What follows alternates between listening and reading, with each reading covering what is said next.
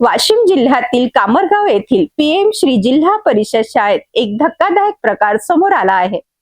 मुसळधार पाऊस सुरू असताना शाळेच्या बास्केटबॉल मैदानाचे काँक्रिटीकरण युद्ध पातळीवर सुरू असल्याचा आरोप ग्रामस्थांनी केला आहे।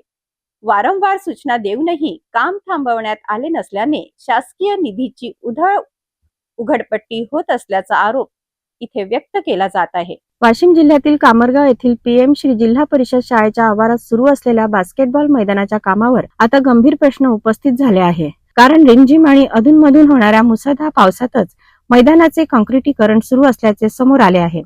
बांधकाम क्षेत्रातील तज्ञांच्या मते सतत पावसात केलेले काँक्रिटीकरण निकृष्ट दर्जाचे ठरण्याची शक्यता असते। त्यामुळे काही दिवसातच मैदानाची गुणवत्ता खराब होऊन काँक्रीट उखडण्याची भीती व्यक्त केली जात आहे।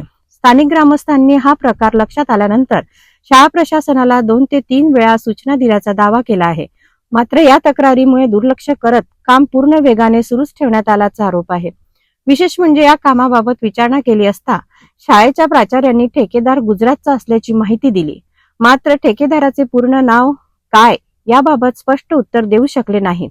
यामुळे ठेकेदार आणि संबंधित अधिकाऱ्यांमध्ये संगनमत तर नाही असा प्रश्न आता उपस्थित केला जात आहे। ग्रामस्थांच्या मते करदात्यांच्या पैशातून उभारण्यात येणाऱ्या या मैदानाच्या कामात नियमांचे उल्लंघन होत असून शासकीय निधी अक्षरशः पावसात वाहून जात आहे। दरम्यान या संपूर्ण प्रकरणाची उच्चस्तरीय चौकशी करून कामाची गुणवत्ता तपासावी तसेच दोषींवर कठोर कारवाई करावी अशी जोरदार मागणी आता ग्रामस्थांकडून केली जात आहे। पावसात सुरू असलेले काँक्रिटीकरण, ठेकेदाराबाबतची अस्पष्ट माहिती आणि ग्रामस्थांच्या तक्रारीकडे झालेले दुर्लक्ष यामुळे या संपूर्ण प्रकरणावर अनेक प्रश्न निर्माण झाले आहेत।